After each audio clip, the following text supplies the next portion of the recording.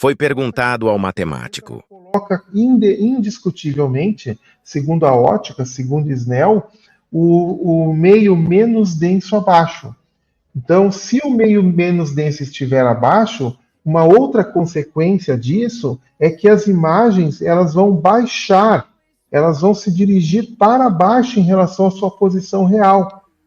E ao se dirigir para baixo, quando você vê um barco cortado pelo casco, você não está vendo de fato o barco cortado pelo casco por causa da distância que você estaria num globo. Você está vendo a imagem do barco que baixou por causa desse menos denso abaixo e cortou então a parte inferior em função disso.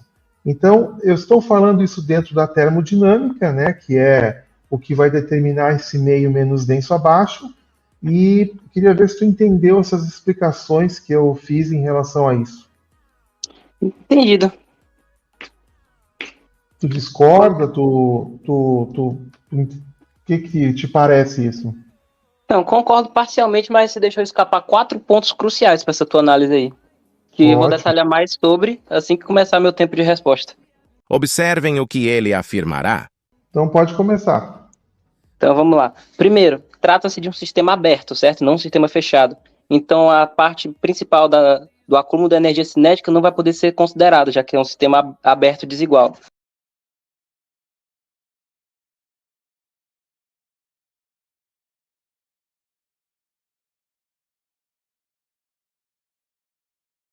Segundo, pode ver que está em cima de uma ponte, então passa uma concentração excessiva de veículos. Temos a liberação não só de CO2, mas também de óxidos de SO2, por causa do SO2 e NO2, por causa do motor a combustão. Não existe nenhuma ponte entre o campo de visão do observador. E pode ver que é uma cidade ali ao fundo altamente industrializada, certo? O local é um campo de golfe tranquilo e com poucas casas nas proximidades. Então também tem a liberação de gases poluentes nessa atmosfera. O que faz o quê? Provavelmente está um ambiente propício para a formação da inversão térmica.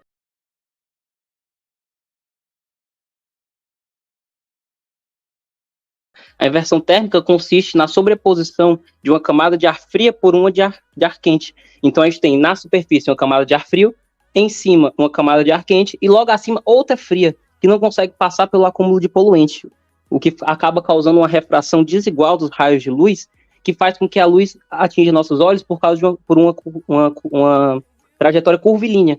Entretanto, por um fator biológico, nosso cérebro só é capaz de identificar trajetórias retilíneas da luz.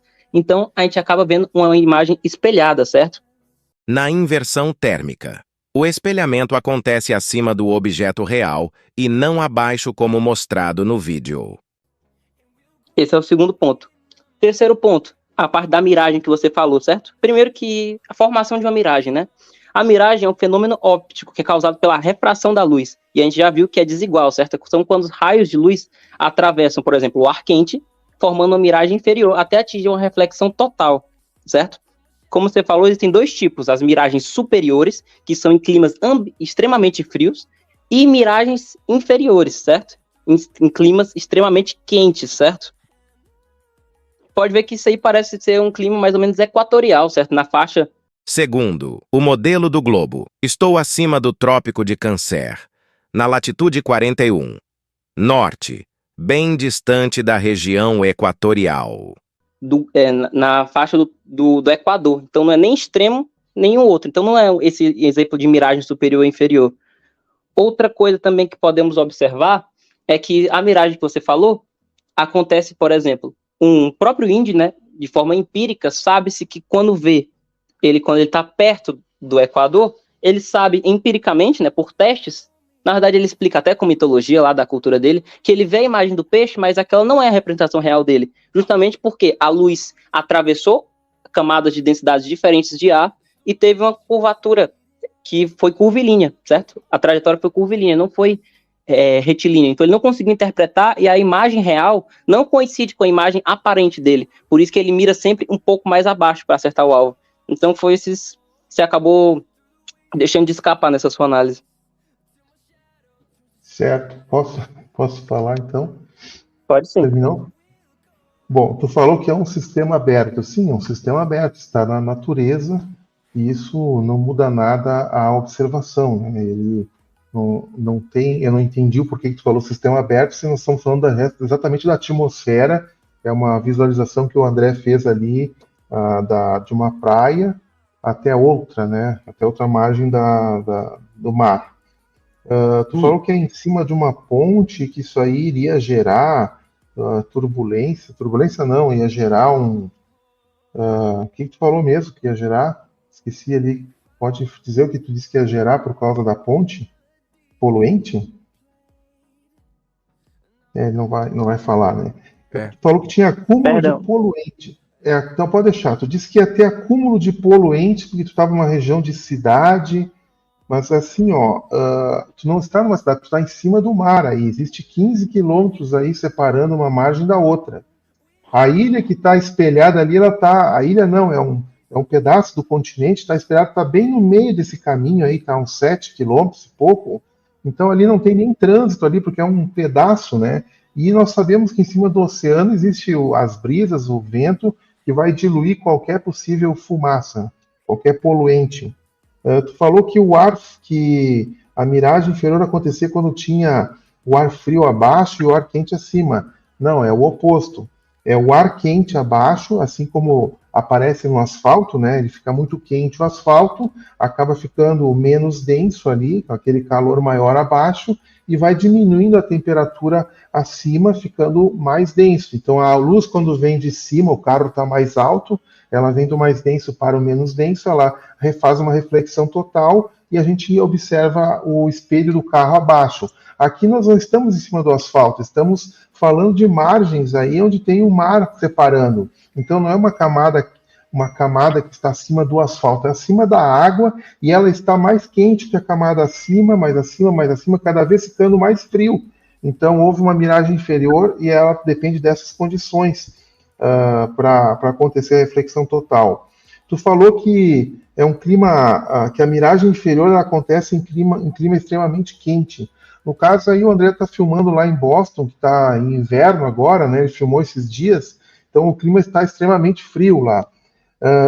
E outra coisa, tu falou que o índio, perto do Equador, ele vê o peixe diferente que um esquimó, pelo que eu estou entendendo da tua explicação, né?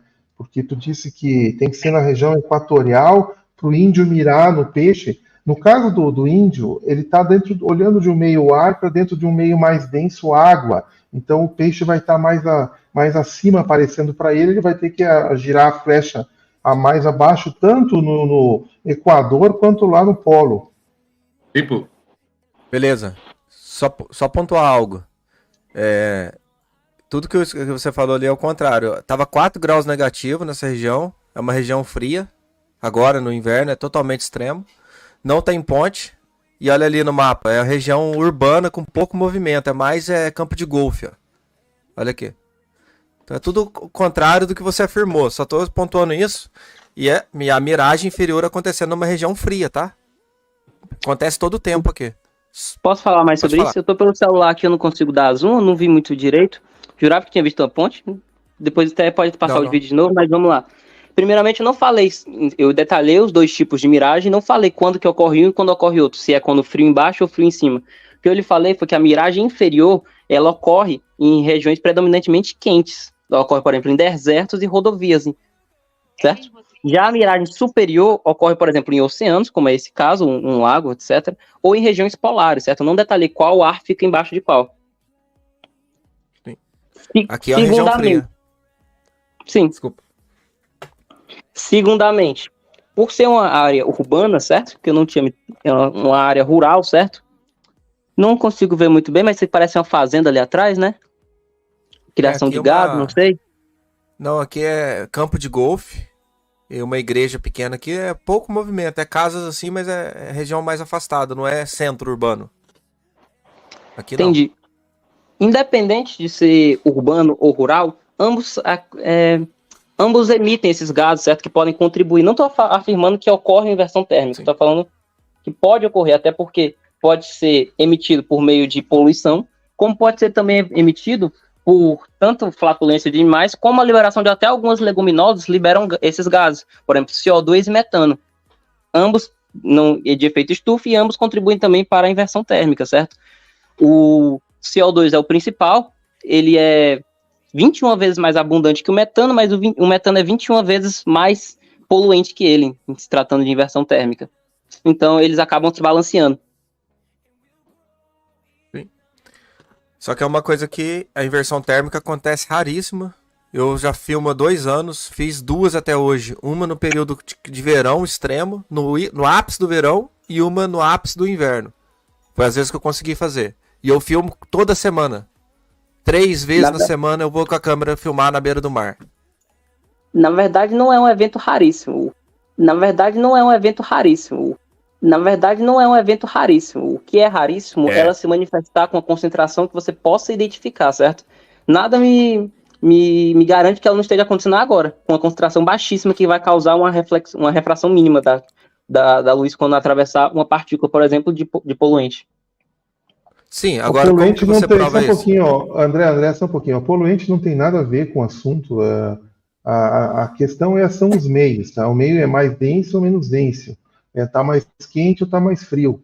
Tu tá falando aí em poluente, então eu acho que tu tá falando algumas coisas aleatórias aí, ô Paulo. E nem o pum da vaca tem nada a ver, pum da vaca. E outra coisa, observação é parte fundamental da ciência. Como é que você pode dizer algo que não foi observado e não pode ser observado, segundo as suas palavras aí, né?